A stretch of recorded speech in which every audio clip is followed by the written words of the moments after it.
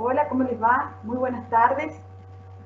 Mi nombre es Daniela Agner. Bienvenidos a esta quinta charla de cómo comunicar y contener a nuestros alumnos en cuarentena, brindada por la Universidad Blas Pascal, y que nos da la posibilidad hoy nuevamente de reencontrarnos para poder hablar un poco de lo que pasa con nuestros estudiantes en el nivel medio en esta ocasión específica, en el contexto en el cual estamos viviendo, en pandemia.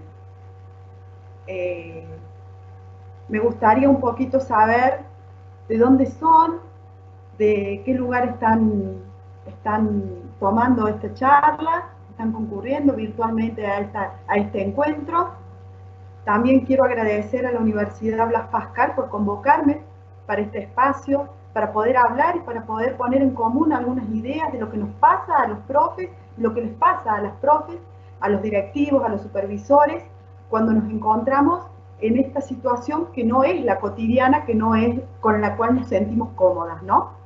También agradecer a Magdalena Aldao y a Agostina Tavares que me están en este momento haciendo el soporte técnico y haciendo de moderadoras en esta charla. Muchas gracias, chicas, por el acompañamiento y estar siempre atenta a lo que necesitaba. Bueno, antes de comenzar, voy a leer un poquito. Dice, buenas tardes. Eh, Hola, ¿cómo les va? Buenas tardes. ¿Desde dónde es? ¿Desde dónde soy del Colegio Institución Escuti de Córdoba? Bien, bien. De Córdoba, de Buenos Aires, Merlo, bárbaro, qué lindo. Bien federal, me gusta así. Era como para saber un poquito, conocernos un poquito, quiénes somos, por qué estamos acá y cómo estamos. Bueno, les quiero contar quién soy yo. También les quiero contar quién soy yo. Bueno, mi nombre es Daniela Agner, soy licenciada en Ciencias de la Comunicación Social, tengo una especialización hecha en Comunicación Institucional, una especialización en Manejo de Equipo Técnico Social. En este momento estoy encargada del área de proyectos sociales de la Coordinación General de Políticas Regionales de la provincia de La Rioja, del gobierno de la provincia de La Rioja, y soy asesora de acuerdos institucionales de alumnos en procesos de inclusión educativa en condición de discapacidad. Asesoro, acompaño y ayudo a estas familias que se encuentran dentro de un contexto complejo que es incluir a sus hijos con discapacidad en la educación formal. Así que más o menos es eso lo que les quería contar. Soy mamá de 3 adolescentes, o sea que vamos a tener mucho en común con respecto a la población a la cual vamos a trabajar, con la cual trabajamos. 3 adolescentes de 19, 14 y 12 años. El más grande, Rami, ya está en la universidad, Solana, en nivel medio, y Julia, la más pequeña, en la primaria y ahora muy poquito, eh, dentro de muy poquito, ya el año que viene, en la secundaria. Así que bueno, este es el contexto de mi vida profesional y familiar. Quiero empezar esta charla con una reflexión importante que me pareció, y por eso la tomé y la traje al espacio este de encuentro, de la UNESCO, que dice: nunca antes habíamos sido testigos de una interrupción educativa a esta escala. La colaboración es el único camino a seguir. Esta coalición es un llamamiento a la acción coordinada e innovadora para desbloquear soluciones que no solo apoyen a los alumnos y a los maestros, sino también apoyen el proceso posterior de recuperación y a más largo plazo, con un enfoque basado en la inclusión y la equidad. Qué importante esta frase o esta reflexión que realizan desde la UNESCO, porque en primer concepto me quedo con 2 términos que me parecen fundamentales. Pero también antes vamos a hacer un pequeño análisis de lo que está hablando, dice contención a los estudiantes, a los docentes. Y yo le agregaría, desde mi humilde lugar, a las familias que también están redescubriendo un rol dentro de este espacio y dentro de este contexto particular que estamos viviendo. A largo plazo, la reconstrucción va a ser a largo plazo, claro que sí. Hoy estamos con una modalidad de distancia, de educación a distancia. En algún momento vamos a volver a las aulas, se va a volver a los espacios áulicos. Cuando eso se haga, ahí también vamos a tener que repensar desde dónde lo vamos a hacer. Y eso va a ser un trayecto a largo plazo, seguramente. Y cuando les decía que me quedaba con dos términos importantes que me parecían que es como para tenerlos en cuenta, y esos dos términos es inclusión y equidad. Es decir, tener en cuenta a todos en el contexto particular en el cual se encuentran, en su condición y en la diversidad de situaciones que se pueden presentar de estos estudiantes que están ahora desde sus casas aprendiendo, desde un contexto familiar distinto, no todos están bajo la misma situación. Entonces, estas dos palabras son como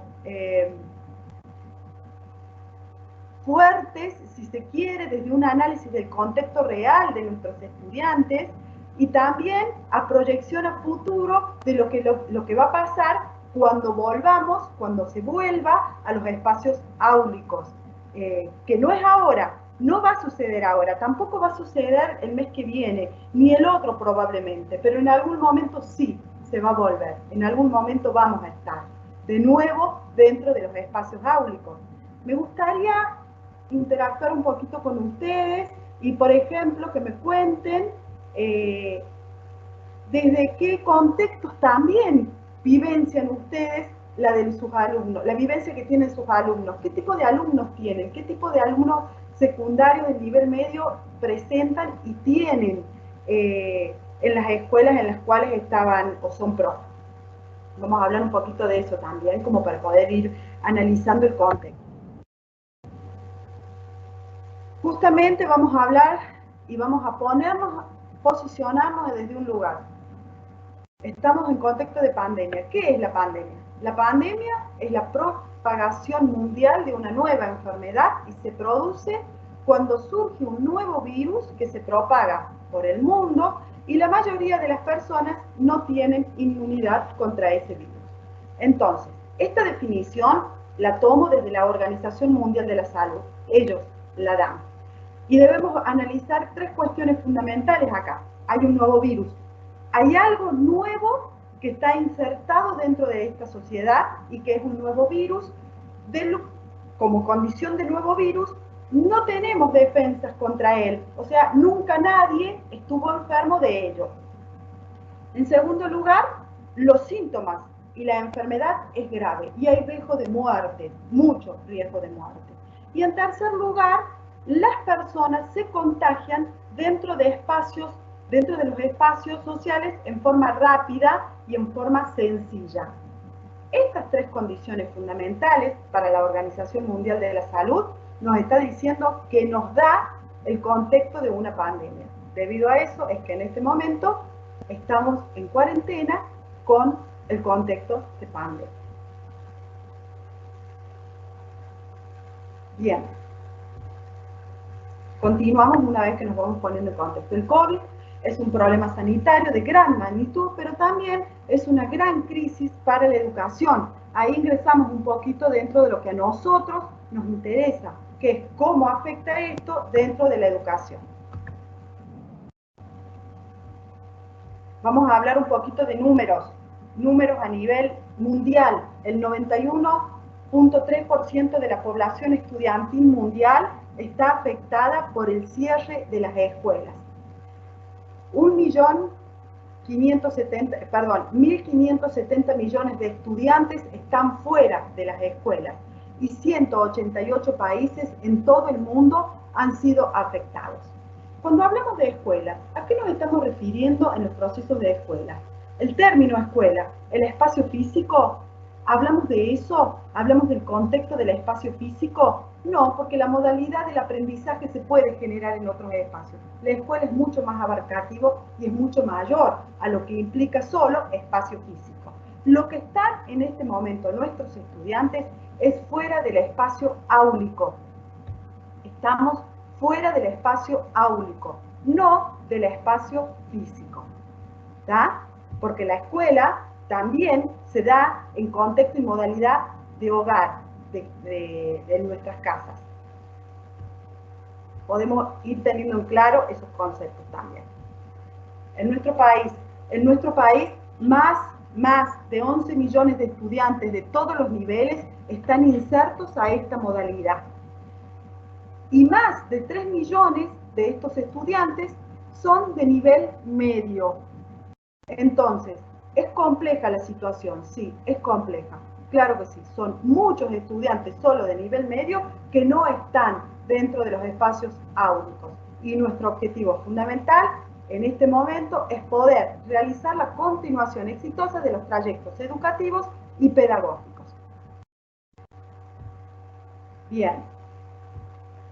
Ahora vamos a hablar un poquito de la comunicación, que es un tema que nos compete exclusivamente y que tiene que ver sobre la charla en la cual hoy nos convoca. La comunicación de los seres humanos es una capacidad psíquica propia, deriva del pensamiento y el lenguaje y del desenvolvimiento de las capacidades psicosociales y de las relaciones.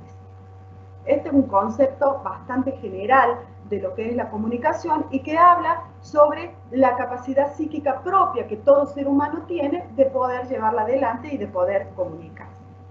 Ahora, cuando hablamos de comunicación específicamente en el traslado de información entre dos o más personas, definimos la comunicación como la acción consciente de intercambiar información entre dos o más participantes con el fin de transmitir o recibir información u opiniones distintas.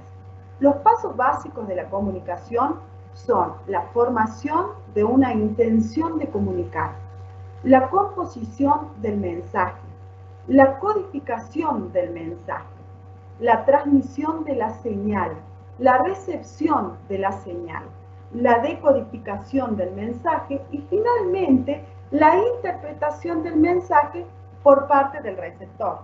Entonces, si tomamos este concepto de comunicación desde el traslado de información entre dos o más personas, miren qué complejo que es el proceso que se va a desarrollar para que un mensaje llegue exitosamente y sea interpretado de manera correcta con el receptor, con la otra persona a la cual nosotros nos estamos comunicando. En sentido general, la comunicación es la unión, el contacto con otros seres y se puede definir como el proceso mediante el cual se transmite una información de un punto al otro. Ya más o menos lo habíamos desarrollado en la parte superior. Ahora, a mí me gustaría que podamos hablar un poquito de lo que es el término consciente. Y yo les pregunto y digo, ¿todo el proceso de comunicación en el ser humano es consciente? ¿Tengo actitud de comunicar? Y cuando no comunico, cuando mi actitud de no comunicar está presente, ¿no estoy comunicando igual? Es un análisis, lo podemos trabajar, lo necesitamos trabajar para poder desarrollar y afinar los procesos de comunicación en los cuales hoy nos encontramos, que es distinto al sistema de comunicación que teníamos o la forma en la que nos comunicábamos cuando estábamos dentro de los espacios áulicos, donde la comunicación era personal, face to face, cara a cara. Hoy es distinto, esta linealidad entre el docente, el profe y los estudiantes no se encuentra presente. El proceso de comunicación era mucho más fácil o era más directo o era más corto. ¿Por qué? Porque yo expresaba, enviaba el mensaje, lo armaba y posteriormente a eso, ¿qué hacía? recibía la devolución de ese mensaje. Entiendo, no entiendo, capté la consigna, comprendí lo que el docente me quiere comunicar, lo que me está pidiendo. Bueno, esa modalidad ha cambiado. Si podemos volver al esquema de comunicación. Este esquema de comunicación que hoy hemos traído es un esquema de... Hay muchos, yo en este caso en particular tomé un esquema de comunicación. No es el básico, pero sí tiene algunos elementos que nos interesa ir trabajando o que nos interesa desarrollar dentro de este contexto. Hay un emisor, es decir, una persona que construye el mensaje, los profes, los que van a armar la actividad o lo que queremos transmitir hacia el estudiante. Este emisor arma un mensaje específico a través de un canal. Estos canales específicamente en este momento estamos hablando de las compus, los celulares, todos los dispositivos electrónicos posibles que nos permitan trasladar el mensaje. Lo decodifico a través de un código. Ese código puede ser lenguaje oral, puede ser escrito, puede ser gráfico, puede ser imágenes, puede ser un video. Lo armo al código, un video musical, lo armo al código como yo considero y a través de este canal lo elevo hacia el receptor. El receptor, que tiene en la parte de abajo, si vemos el gráfico, tiene un contexto y una situación determinada, distinta, no igual en todos los casos, diversa, familiar y social. Recibe este mensaje, lo decodifica, lo reconstruye y después realiza el feedback o la devolución a partir de lo que comprendió o no de este mensaje. Cuando esto se genera en una sola línea, es directo, va y vuelve. El problema es cuando en el medio se genera ruido. Cuando se genera ruido en el medio es cuando el canal no es el indicado, el código no ha sido comprendido o el receptor no ha podido decodificar ese mensaje según la expectativa que el emisor ha tenido. Nos preguntamos ahora y nos planteamos y nos decimos, ¿qué elemento puedo utilizar? ¿Qué puedo hacer cuando el receptor, que después se va a construir en emisor, cuando el receptor me está planteando que no entiende el mensaje o que la decodificación que hizo de ese mensaje no era la intencionalidad que el emisor tenía? ¿Qué elementos? ¿Cómo hacemos? ¿A partir de dónde podemos construir para poder recodificar ese mensaje que tendremos que volver a enviar? Pasamos a la siguiente plantilla. Ya vamos a volver a esta del sistema de comunicación, del esquema de comunicación, y vamos a hablar un poquito en relación a eso de la comunicación y el vínculo esencial del proceso enseñanza-aprendizaje. Los profes, los docentes, son comunicadores por excelencia. Dentro del espacio áulico, competencias comunicacionales desarrollan todo el tiempo y de manera muy eficaz. Aunque no nos demos cuenta, aunque pensemos que no las tenemos, sí las tenemos, las construimos y somos comunicadores. ¿Por qué? Porque necesitamos que los mensajes y la información que nosotros tenemos, trasladarla hacia el receptor y construir en conjunto. Entonces, la competencia, la capacidad de comunicar, la tenemos y la desarrollamos a diario, de muchas maneras, e implementamos muchas estrategias para poder realizarlo. Yo nombro acá 3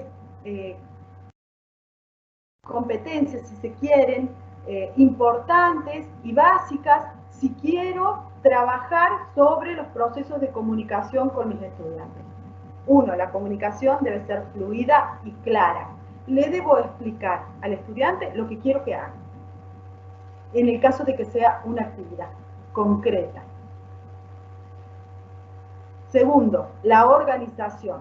Cómo yo organizo los procesos de esos mensajes que van no a un emisor, a muchos emisores y cómo me organizo desde el espacio tecnológico para poder recibir esas devoluciones que me realizan en forma ordenada y pueda interpretarlas y pueda reenviar el mensaje desde un proceso ya de recodificación.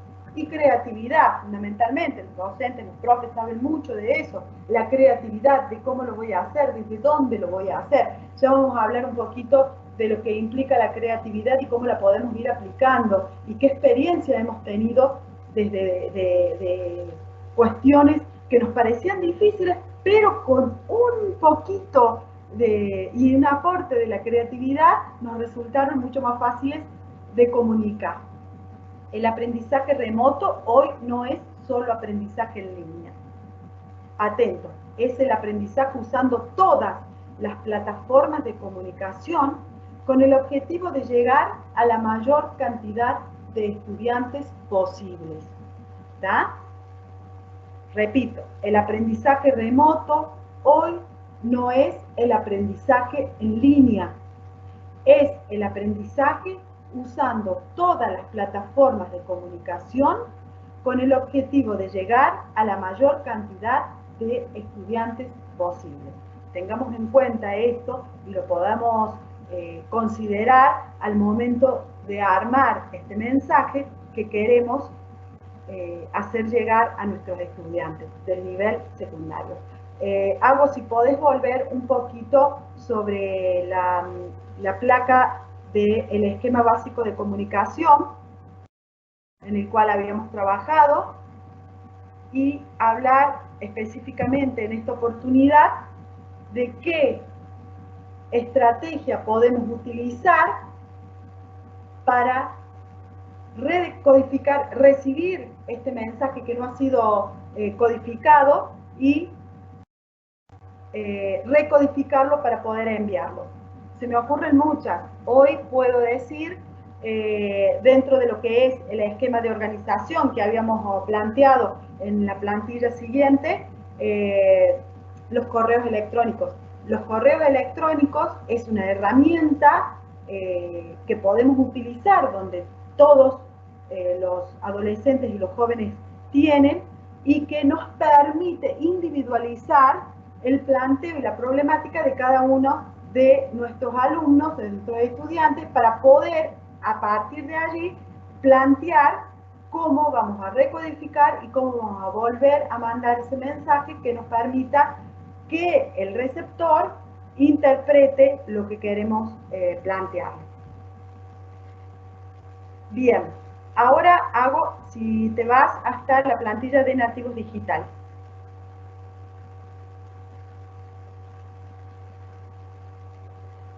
Ya te digo la 13. La plantilla número 13, hablamos específicamente de nativos digitales. Los nativos digitales, el concepto de nativos digitales. Dice, la era de la tecnología ha creado un hombre nuevo, conocido como nativo digital. Este es un término acuñado por el autor estadounidense Mark Persin, que ya en el 2001 lo planteaba, ¿no? Y que habla de que el nativo digital se distingue del inmigrante digital por ser aquel que nace y se desarrolla dentro de un contexto que lo familiariza en la cultura de las nuevas tecnologías. Acá el autor, Prensky, hace diferencia específica y habla de dos cuestiones, el nativo digital, el inmigrante digital. El nativo digital es nuestro adolescente, nuestro joven que se crió, que nació y se crió dentro de un contexto virtual, dentro de un contexto de las redes sociales, del manejo de los procesos de virtualidad, al cual nosotros no estamos acostumbrados o que tuvimos que acostumbrarnos y llegar y entrar y aprender. Él plantea y lo diferencia con de manera específica, dice, la característica culturales de los nativos digitales tienen dominio de los medios de producción digital, el mundo es un terreno de juego, el internet se presenta como elemento socializador, dan importancia a la identidad digital, participan de la conversación, aprenden en red y de la red, y crecen en diferentes ámbitos de virtualidad. El inmigrante digital tiene poco aprecio de la información adquirida, estos procesos son extraños para ellos, pretenden aprender una sola cosa a la vez, cosa que a nuestros jóvenes no les pasa, ellos pueden desarrollarse y aprender en múltiples espacios y mantener abierto múltiples pantallas. Un ejemplo claro de esto es cómo ellos interactúan desde múltiples pantallas, desde la computadora, desde el teléfono.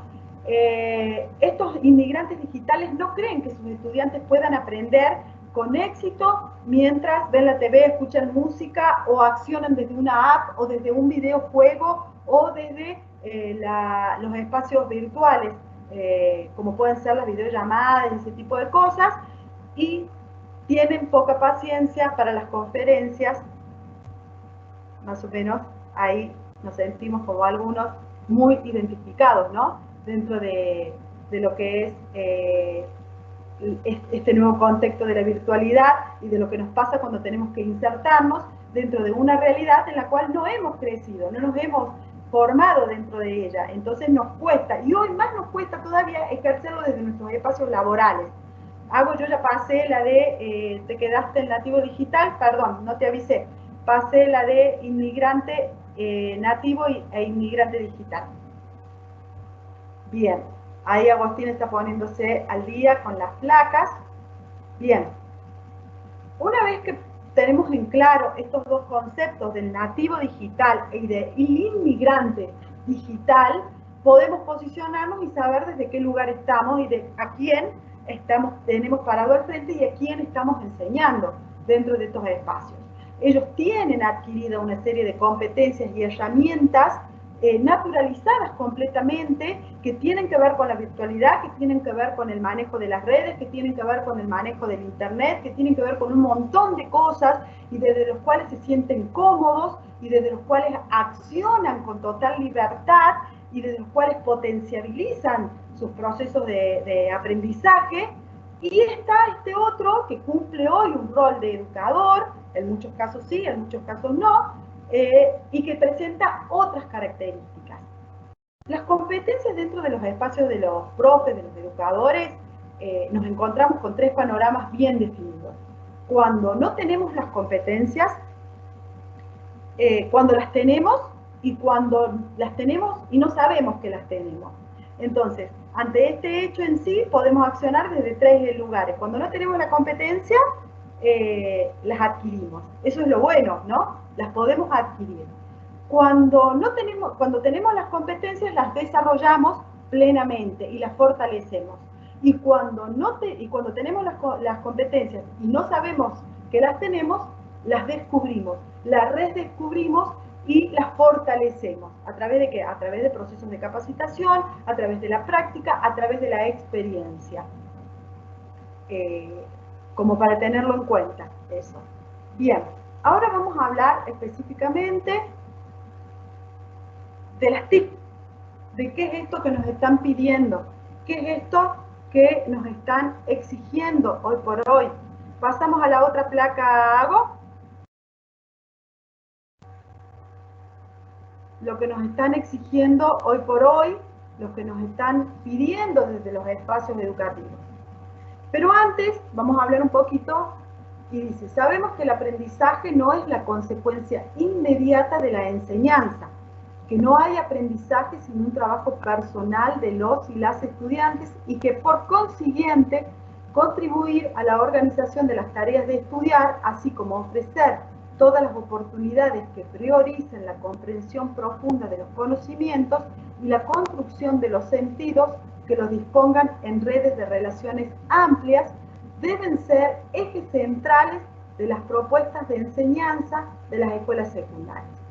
Estos procesos son los que la continuidad pedagógica deben garantizar siempre, hoy asumiendo el desafío del acompañamiento de la trayectoria educativa más allá del aula. Un poquito de esto lo que veníamos hablando. la trayectoria pedagógica más allá del aula.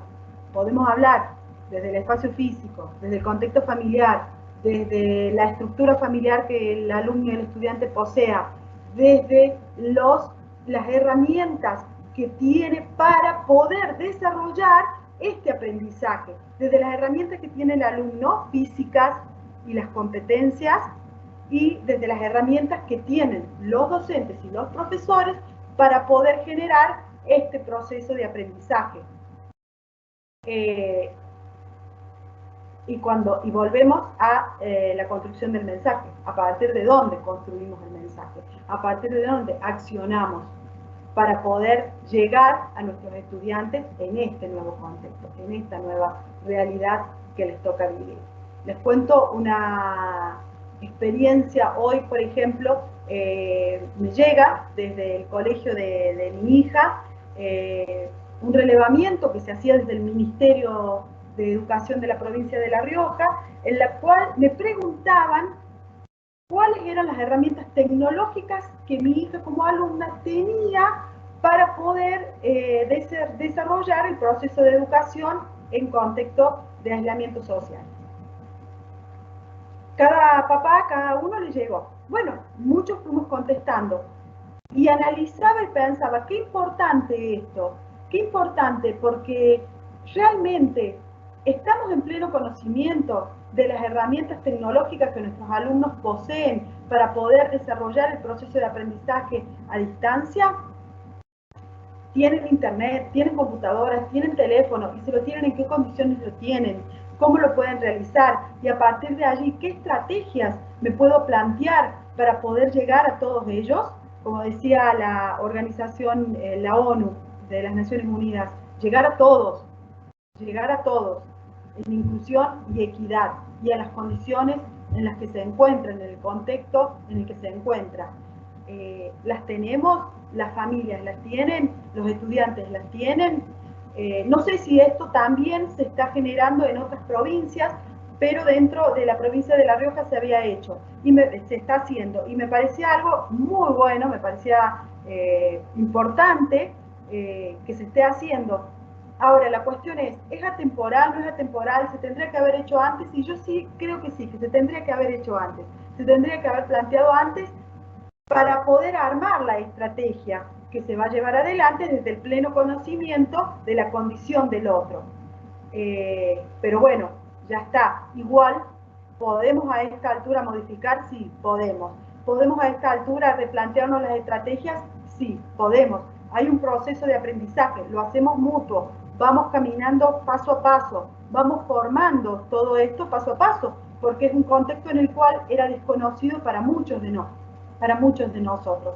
Entonces, como toda estrategia, como toda planificación, debe ser flexible, se debe poder modificar, debo poder analizar y valorar, voy bien por este camino, lo que estoy aplicando está sirviendo, puedo seguir aplicándolo, me está dando resultados positivos, bien, sigo. No, considero que no me está dando los resultados o los objetivos que yo me estoy planteando de ahora en adelante. Entonces, puedo parar, puedo reflexionar, puedo plantear, necesito otra estrategia, necesito otras herramientas, necesito adquirirlas, las tengo, bien, ¿cómo me paro a partir de ahora para poder seguir avanzando? No es estático, no hay que ser inflexible, hay que plantearse no desde la linealidad, no desde la rigidez, sino debemos plantearnos, como habíamos hablado hace un poquito, desde la creatividad, desde lo dinámico, desde el aporte del otro. Desde el aporte del otro es fundamental. ¿El otro quién es? El otro que tiene manejo y conocimiento específico de estas herramientas que yo tengo que utilizar. ¿Cómo las adapto y cómo las armo para que pedagógicamente sean productivas, para que educativamente sean referencial? Bueno, será mi trabajo, pero el otro, el estudiante, puede generarme mucho aporte, puede generarme mucho aprendizaje a mí también. no caigamos o no nos quedemos en la posición de creer que uno es el que va a generar solamente el aprendizaje. Acá hay retroalimentación, acá hay de los dos lados. Y esta ocasión en particular es importante y fuera de todo lo conocido. ¿Por qué? Porque desde el otro lado manejan las herramientas con las cuales yo hoy tengo que interactuar. Y las manejan muy bien, y las conocen muy bien, y tienen vasta experiencia para hacerlo. Bien, pasamos a la siguiente plantilla, y ahí ahora sí vamos a hablar específicamente de lo que son las TIC. Las TIC. Ustedes conocen este término, ustedes saben cuál es. Muchos hemos hablado de las TIC, ¿no? Muchos hemos recibido capacitaciones sobre la TIC, muchos hemos leído sobre las TIC. Ahora, en ese momento creo que muchos docentes o muchos profes no nos imaginamos el contexto real en el cual posteriormente se iban a utilizar, o que nos iba a pasar esto, y que realmente iba a ser una herramienta productiva, pedagógica, indispensable para poder llevar adelante nuestros objetivos educacionales con nuestros alumnos. Yo puse acá una definición de TIC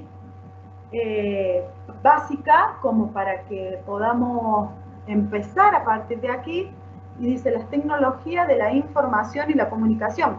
TIC quiere decir eso, tecnología de la información y la comunicación.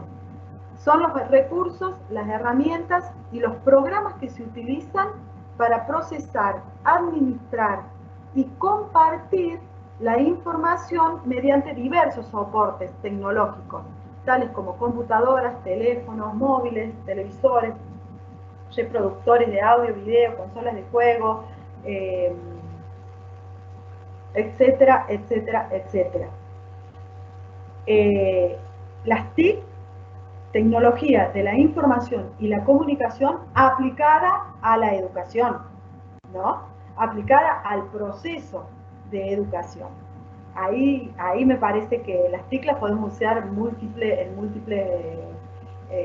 espacios, y lo podemos utilizar en múltiples cuestiones laborales que no tengan que ver con la educación, pero en este caso hacemos referencia específica a los procesos educativos. Voy a leer una pregunta, Beatriz creo que es, dice: en el caso de mis estudiantes no están así, el tema del manejo de las herramientas, no manejan tanto como uno cree, sí manejan redes y WhatsApp y les cuesta incorporar plataformas. Beatriz, sí, es verdad lo que vos decís. Ahora vamos a hablar un poquito de cómo las podemos diferenciar, o dentro de las herramientas que podemos utilizar, cómo las dividimos y qué potencialidad tiene cada una de acuerdo a las características que nuestros estudiantes presentan. Bueno el aporte que haces, Beatriz, significativo, porque nos aclara un panorama y nos presenta un contexto de una realidad distinta a la que podemos creer que todos tienen. Bien, pasamos a la siguiente placa. Y ahora vamos a hablar un poquito de las características que estas TIC tienen y las ventajas que tienen para poder utilizarlas en el ámbito educativo. Instantaneidad, la velocidad con la que se transfiere la información. Es inmediato, yo lo armo, lo paso, tac, en el acto le llega a la otra persona. Inmaterialidad, la información se puede trasladar de forma inmediata a cualquier lugar y a múltiples usuarios. Es un poquito lo que estábamos hablando, ¿no? Es la inmediatez y la inmaterialidad, es decir, no necesitamos un soporte específico como el papel, y llega a múltiples usuarios, a un montón al mismo tiempo. Cuando hacemos los grupos, por ejemplo, los grupos de trabajo, los grupos de WhatsApp en las redes, o las videoconferencias, etc. Interconexión, la unión de diferentes tecnologías que posibilitan la creación de una nueva herramienta. Podemos utilizar varias TICs a la vez y nos permiten, bueno, construir a partir de ahí una nueva noción de la herramienta que vamos a implementar. alcance, capacidad de impacto en diferentes áreas como la economía, la educación, la medicina y el gobierno. Acá específicamente hablamos de la educación. Innovación. Todo el tiempo están creciendo y cambiando para crear nuevos medios de comunicación. La innovación es impresionante. La forma en que crecen las TIC o las nuevas tecnologías y la forma en la que las podemos aplicar no tiene límite. La creatividad que la que tenemos que aplicar al momento de la conformación de una actividad a través del uso de las TIC no tiene límite y enriquece el trabajo muchísimo. La diversidad ejecuta más de una función y por lo que sirve para diferentes propósitos. Bien, la automatización. Cada vez que las herramientas tienden a automatizar procesos para mejorar la productividad y los tiempos de ejecución.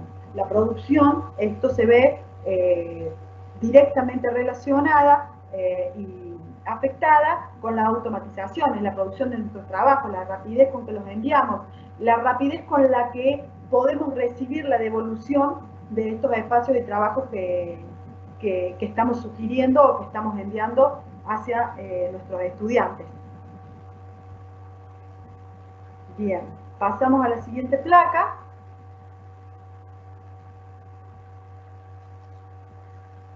Hago, si te parece,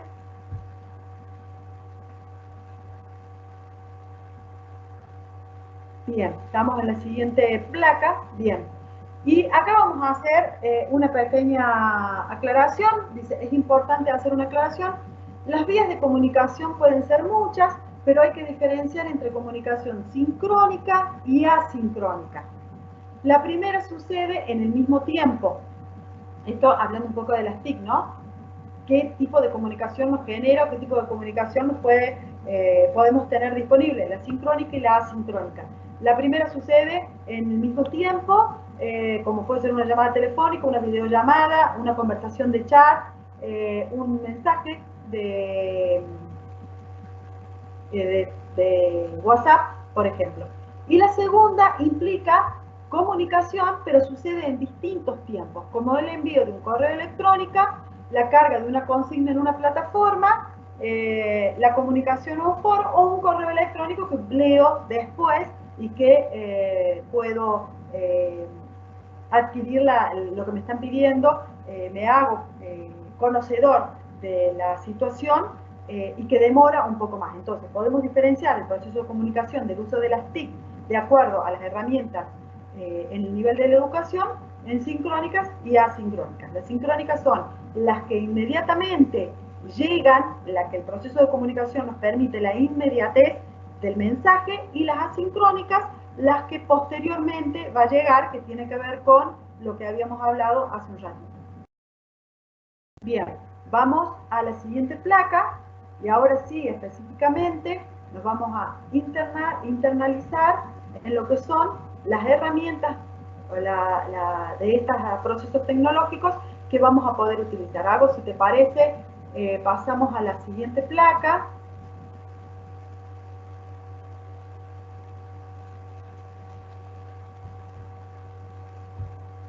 Bien, la mensajería.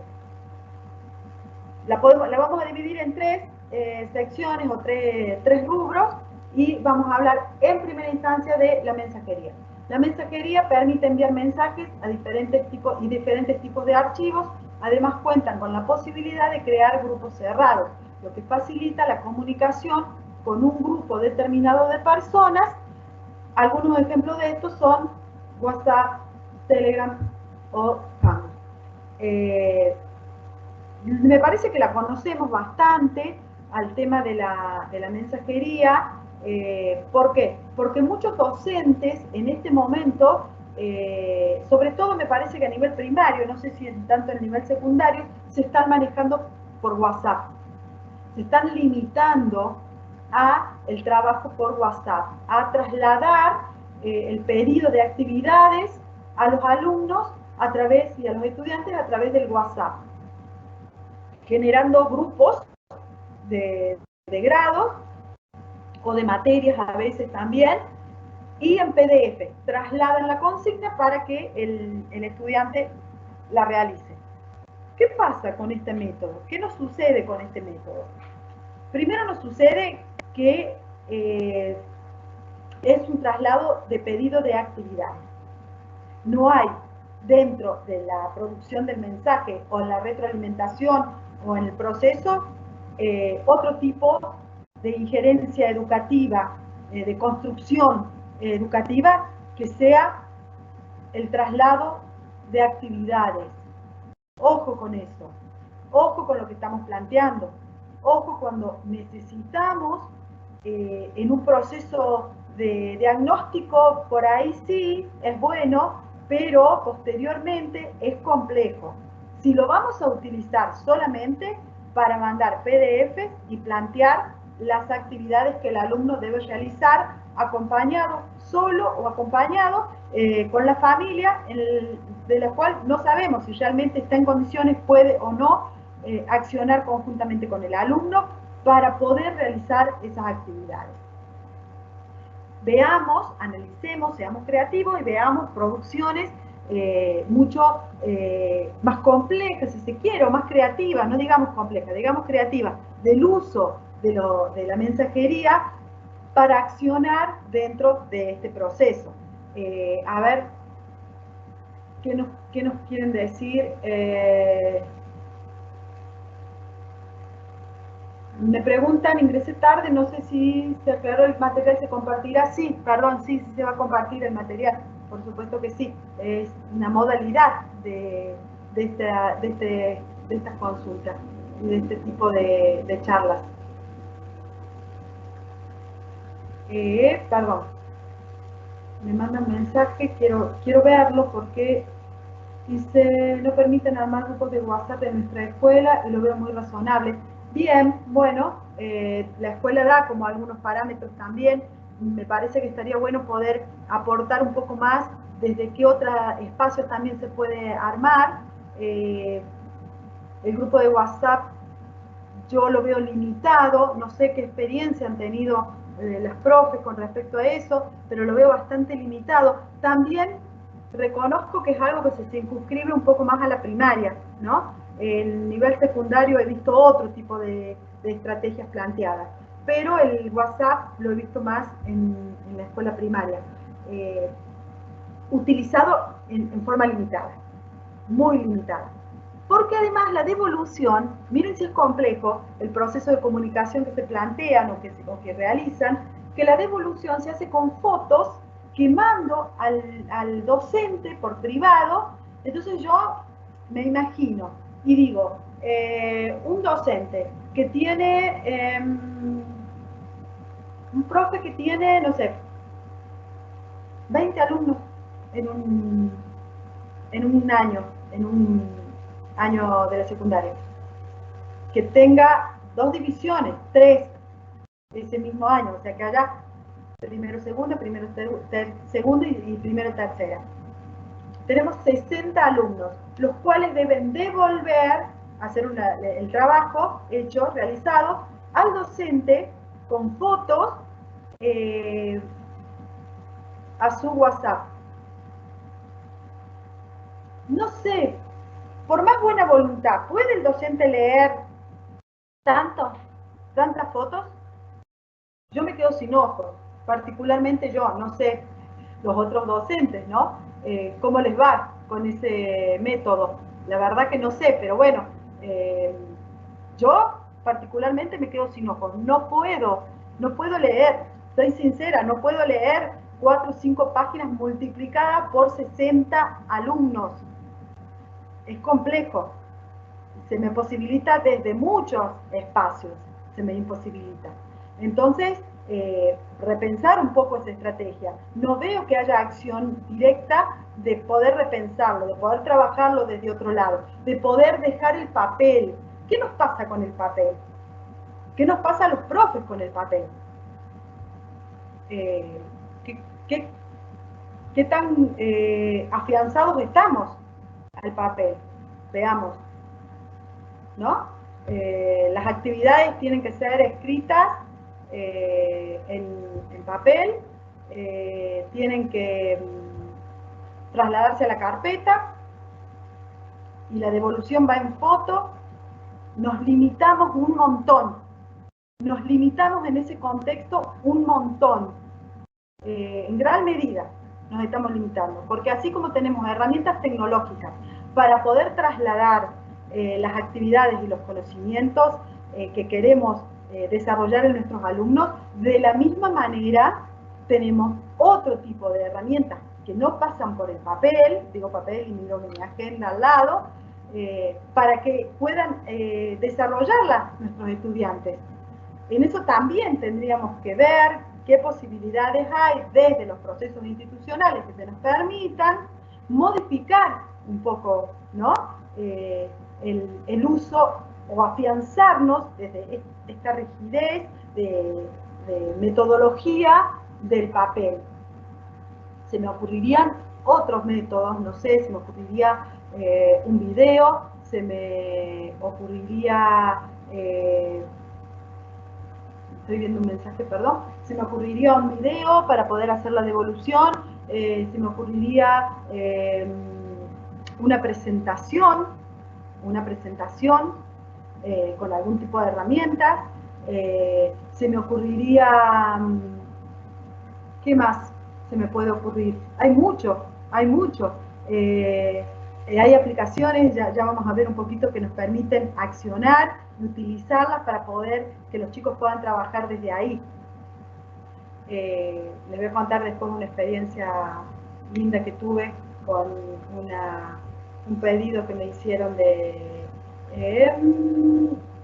buena medida, dice, bien, no puedo bajar, quiero ver los mensajes, me gustaría ver los mensajes que pasan para que pueda ir respondiéndoles, pero bueno, si no lo vamos a hacer al final de la presentación, de esta charla, vamos a ir respondiendo los mensajes.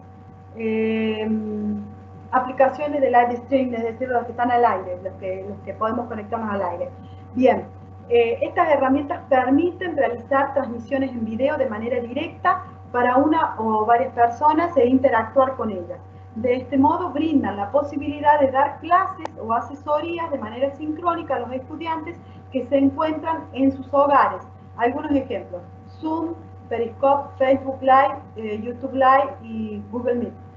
Yo les pongo estos ejemplos. Hay otros, estos no son los únicos, hay otros. Yo les puse esto porque estos tienen también las características de que son gratuitos, tienen un margen de 40 minutos para poder trabajar, pueden incorporar hasta 100 personas, en algunos casos, Zoom, Google Meet, por ejemplo, hasta 100 personas en la charla, en la clase que den, y es una herramienta muy útil porque nos permite interaccionar, nos permite profundizar sobre algunas cuestiones que no lo podemos hacer desde otras redes y desde otros espacios de tecnología. Esta sí, porque vemos al otro, porque nos permite la interactividad, porque nos permite que nos pregunten ahí en el momento, porque vuelve esta condición en cierta medida de la comunicación face to face con el otro a través del espacio virtual, pero bueno, no físico, pero sí virtual. Así que es una herramienta que está buena, donde los docentes la pueden utilizar, y en algunas escuelas institucionalmente ya se les otorga este espacio, está predispuesto un espacio virtual con alguna de estas herramientas para poder conectarse y que den clase, podamos dar una clase. Seguramente hay muchos que no, hay muchos establecimientos que no lo tienen. Esto va variando, como les decía, desde el contexto, desde la situación que presentan nuestros estudiantes, desde las limitaciones de las herramientas que cuentan y de las que no cuentan. Así que eso también nos permite un poco analizar y poder elegir qué sí y qué no, qué es productivo para el trabajo y qué no es productivo, y qué cosas no lo son. Bien. Y las aplicaciones, y acá por ejemplo las redes sociales. Las redes sociales, haciendo referencia a lo que nos decía Beatriz, creo que se llamaba, que es una profe que nos marca nos hizo una pregunta que dice: las redes sociales permiten comunicarse, compartir contenidos y formar comunidades sobre intereses comunes. Las preferencias de los estudiantes sobre las redes sociales más utilizadas en un momento dado varían continuamente, pero eso es recomendable tener en cuenta sus consumos a la hora de inclinarse por el uso de una de estas opciones. Algunos ejemplos de estas redes sociales más usadas son Facebook, Instagram, Snapchat, Twitter. Esta las manejan casi todos los jóvenes. Las redes sociales las manejan casi todos los jóvenes. Y las redes sociales son una herramienta que también se puede utilizar para poder llevar adelante estrategias educativas. Los jóvenes manejan mucho Instagram. Tengo entendido que el Facebook es como que ya quedó un poco de lado, pero bueno, el Instagram es como está más actual, o ellos se sienten más representados en las comunidades de una red social como Instagram. Twitter tiene otras características, y así sucesivamente las otras. Les quería contar una experiencia que tuve desde Facebook grupos, ¿sí? En el Facebook se arman grupos, podés armar grupos desde el Facebook, podés armar grupos cerrados en los cuales te conectás a determinada hora. En las otras redes también lo podés hacer, te conectás en determinada hora acordada, y se trabajan determinadas cuestiones. También está bueno eso. Y como decía Beatriz hace un tiempito atrás en las preguntas que nos realizaba, o el comentario, el aporte que hacía, ella decía: mis alumnos no manejan tanto otro tipo de aplicaciones y redes sociales. Bueno, ahí hay una herramienta disponible, las redes sociales, para poder trabajarlo con un montón de estrategias que podemos implementar y que tienen que ver con la creatividad, que tienen que ver con el uso que nosotros le podemos dar y con el aporte que nuestros estudiantes pueden hacer de cómo potencializar estas redes sociales. Tengamos en cuenta siempre eso. Ellos nos pueden aportar mucho, mucho en ese sentido. Como para ir terminando, chicas, porque se nos va la hora, quiero hacer un comentario, contarles una experiencia que tuve. Mi hija, 12 años, séptimo grado, le pide la maestra que trabaje el concepto de línea de tiempo. Obviamente que lo hace para que lo haga en la carpeta, con fotos o dibujos. Con el objetivo de después sacarle una foto y enviársela. Yo no tengo fotos de mi niña, de Julia, en papel. Creo que nos pasa mucho eso, que ya no tenemos fotos en papel de nuestros hijos. O las que tengo son muy pocas. Sí, muchas virtual, muchas en el teléfono, de ese tipo. Y la propuesta vino de decir: ¿y si lo hacemos virtual a la línea del tiempo? Hacemos una línea del tiempo en la construcción a partir de un video con fotos. Bueno, lo hagamos, dije yo, temerosa de dónde me estaba metiendo. Y bueno, esto lo podemos hacer desde la aplicación TikTok, que nos permite hacer videos.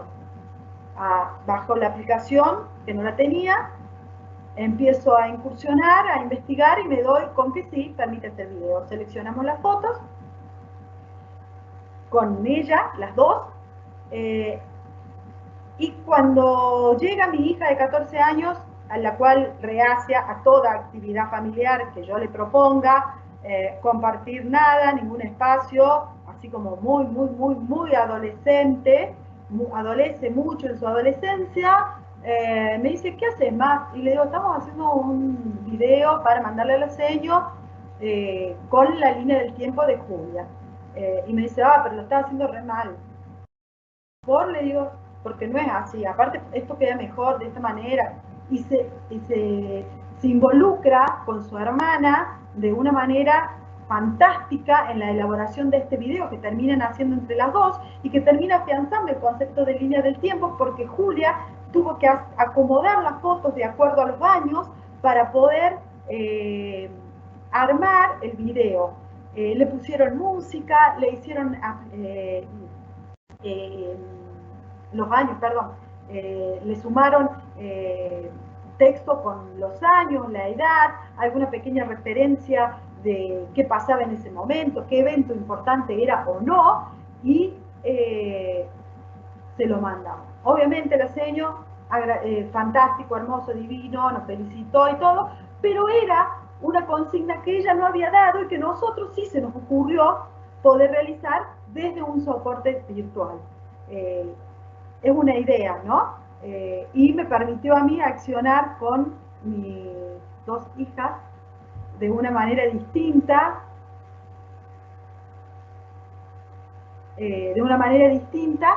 para realizar esta actividad, que era específicamente la línea del tiempo, nada más, era eso.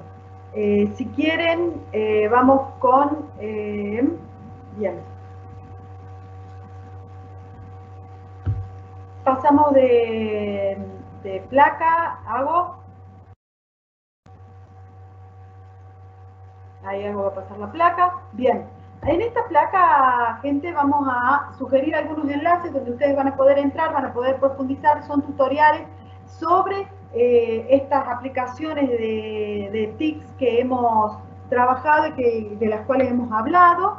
Hay una página, Seguimos Educando, donde hay mucho material, donde van a poder, seguramente lo conocen, van a poder sacar mucho desde ahí.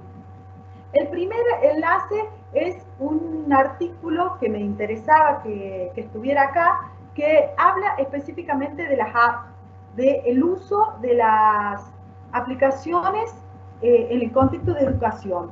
Específicamente habla de eso, de muchas aplicaciones que los jóvenes tienen en sus teléfonos y que las utilizan para divertirse, para jugar, y que tienen un contexto también en el cual se las puede involucrar con los procesos educativos, y da ejemplos de cuáles son esas, así que si pueden entrar, entren, porque está muy bueno. También les quiero sugerir algunos textos que no están dentro de estos links que les he pasado, pero sí, por ejemplo, de Inés Dussel, Jorge Huergo. Jorge Huergo fue un gran comunicador que trabajó mucho sobre las redes y los contextos tecnológicos y las TIC, del uso de las TIC en la educación. Hay que tener en cuenta también que es lo más actual, Huergo es muy actual, y Inés Dussel, si bien el material de Inés Dussel, ella lo googlean, les va a salir inmediatamente, tiene un escrito, una investigación hecha sobre aprender y enseñar en la cultura digital. Es fundamental y es esencial leerla a Inés Dussel para poder comprender un poco de dónde estamos parados o qué nos pasa a los docentes, a los profes, con este nuevo espacio de enseñanza virtual en el cual estamos involucrados y que no sabemos muy bien qué hacer, o algunos por lo menos no sabemos muy bien cómo desarrollar. Y tenemos dudas, y tenemos miedo, y tenemos un montón de sentimientos y de emociones que nos invaden y que influyen, ¿por qué no?, directamente sobre nuestro accionar. Bueno, recomiendo esa lectura. Sí, ahora si vamos a la siguiente placa, ahí nos va a dar, bueno, esta es una frase que quise compartir con ustedes, que es enseñar a pensar, enseñar a cuestionar, enseñar a ser. Enseñar no es solo transmitir conocimientos, lo tengamos presente. Enseñar no es solo transmitir conocimientos. A nuestros alumnos les enseñamos un montón de otras cosas y trabajamos con un montón de otras competencias que alimentamos en ellos, ¿no? El pensar, el cuestionar, el ser, y darnos la posibilidad y el espacio de retroalimentarnos en todo este proceso. Ellos nos aportan y nos dan mucho y nos pueden brindar mucho. Démonos la libertad de aprender de ellos también, sin miedo, sin cuestionamientos. ¿Cómo les gustaría? ¿De qué manera creen ellos que se puede utilizar una herramienta como puede ser Instagram para poder llevar adelante este proceso? La manera en que lo adaptamos, la manera en que lo implementamos para poder obtener a partir de ahí aportes significativos educativos pedagógicos, queda en uno. Lo demás lo aportan ellos. Sí, Magda. Pasamos. Sigue la otra placa. Bien. Hola Dani, acá estoy, Sí. ¿cómo están? Bien. Acá te sugiero, hay un público interesado en escucharte. Antes de que nos cuenten qué les pareció la charla, si te parece, respondemos unas preguntitas. ¿Las ¿Cómo? logras ver? Ahí me fijo.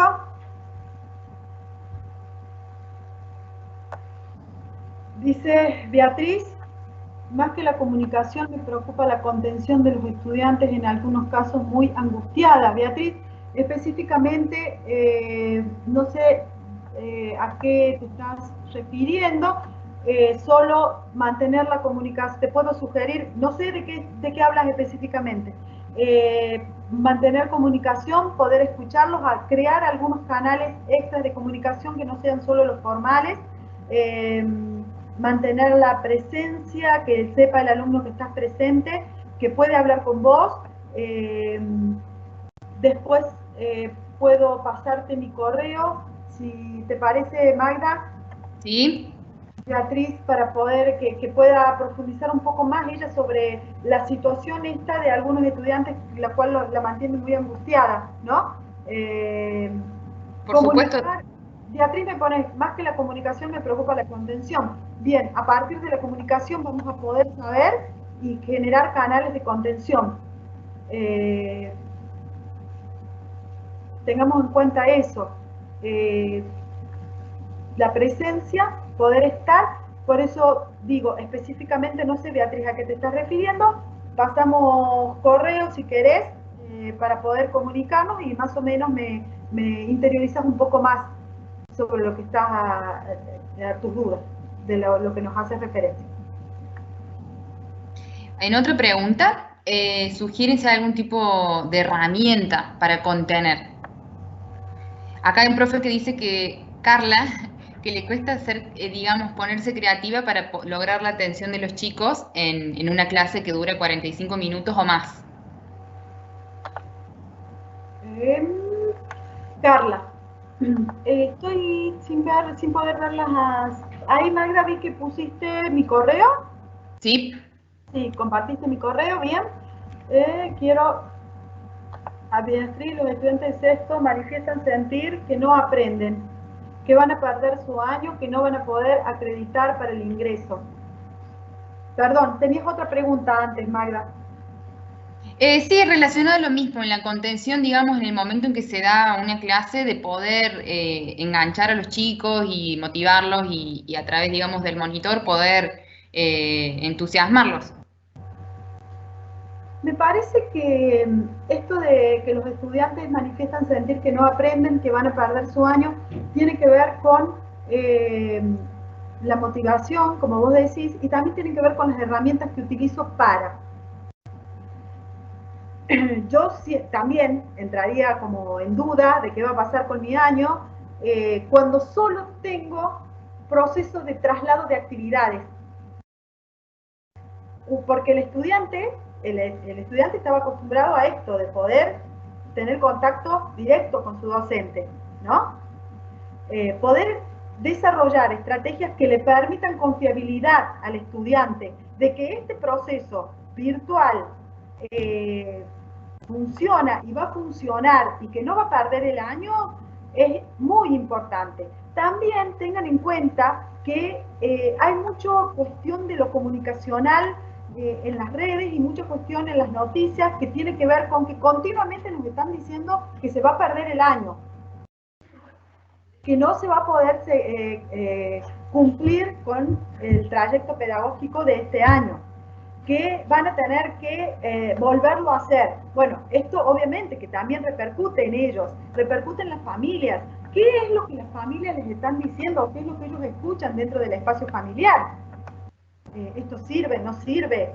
Yo reproduzco algunas cuestiones que escucho de jóvenes y dicen, ¿para qué lo voy a hacer si no me lo corrigen ni tengo devolución? Ahí, profe, las devoluciones son importantes.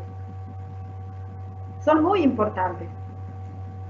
Me tomaré mi tiempo, porque obviamente son muchos, pero las devoluciones son importantes. Dos cuestiones. Primero, que contacto con el estudiante, más allá del grupo de WhatsApp, más allá del mensaje escrito. Contacto con el estudiante. Devolución de los procesos que el estudiante hizo en la actividad en la cual se le pidió o de la devolución de la charla a la cual se le dio, de la clase en la cual participó. Reconocimiento. En el proceso de devolución va el reconocimiento del esfuerzo y de la tarea que realizó y la posibilidad amplia de poder ser creativo al momento de construir la devolución. Si yo me siento en una carpeta y tengo que responder preguntas como una guía práctica que se utilizaba en los 80 cuando nosotros íbamos a la secundaria, y es complejo. Y es complejo. Algo más que va a depender también de los profes, de las familias también, pero de los profes, ¿no? De cómo afianzamos esta seguridad de que el proceso de educación que se da en la casa no es de vacaciones, no es tiempo perdido. Y para esto debemos trabajar en esas cuestiones. Sí.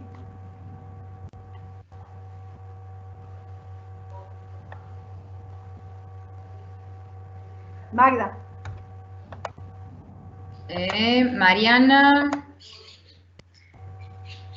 Sí, considero que esta situación es excepcional, que no fue pensado ni diseñado. Estamos educando y aprendiendo en un contexto de emergencia educativa. Dejar claro eso, pienso que tranquiliza a estudiantes y docentes. Seguramente Mariana ya tuvo una experiencia propia y cuenta cómo la lleva. Lo que Mariana dice es fundamental. A ver, es excepcional, sí. No sabemos cuándo vamos a volver a las aulas, también es verdad, ¿no? Es algo que nadie lo tenía pensado, por eso estamos aprendiendo en el proceso. Igual que están aprendiendo los estudiantes, igual que están aprendiendo las familias a desarrollar o poder llevar adelante un nuevo rol del cual no estaban acostumbradas. ¿Por qué? Porque ocasionalmente la familia podía o no ayudar en el proceso de los deberes, de las tareas, pero en este contexto la familia es importante, es muy importante, porque tiene que apoyar y en muchos casos de muchos estudiantes el apoyo tiene que ser presencial de alguien, de un miembro de la familia que esté con él, acompañándolo cuando realiza las actividades. ¿Está? Entonces Mariana nos dice, considero que esta circunstancia es excepcional. Sí, es excepcional, tenés razón, no es común, es excepcional. No fue pensado y diseñado. No, no fue pensado ni fue diseñado. Por eso lo que se armó a partir de la pandemia y de la cuarentena y de la restricción social obligatoria, fue una estrategia que se armó y se llevó adelante y se planteó sin saber muy bien cómo iba a funcionar.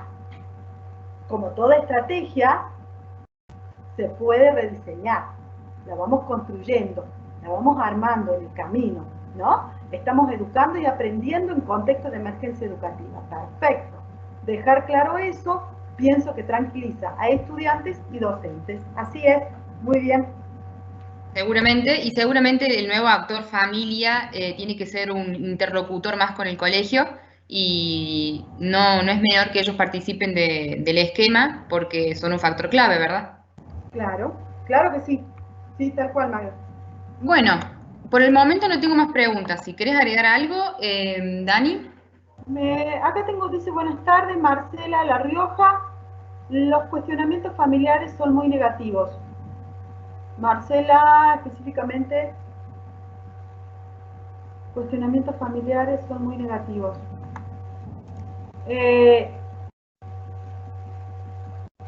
Supongo que se está refiriendo a que lo que las familias hablan, comentan y dicen en los espacios de sus viviendas, o no.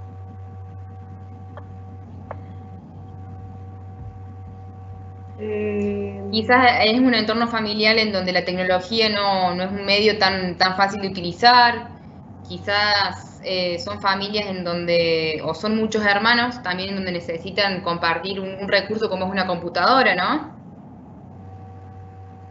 Sí, o un teléfono. O un En teléfono. muchos casos son muchos hermanos y hay un solo teléfono en la condición óptima para poder recibir, Correcto. ¿no? Para poder recibir. A ver, sí, cuando hablábamos al principio de esta charla de la inclusión y la equidad, hablamos de esto, ¿eh? Hablamos de esto, de la manera y la forma. No sé si lo dije, el canal de encuentro tiene programación exclusiva destinada a estos procesos de educación. A la mañana la secundaria, perdón, a la mañana la primaria y a la siesta a partir de las 2 de la tarde, nivel medio.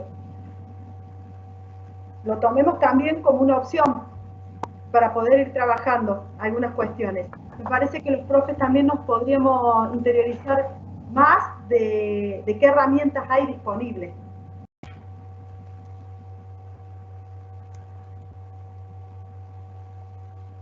Sí. Por ahora no hay más preguntas, Dani. Bien.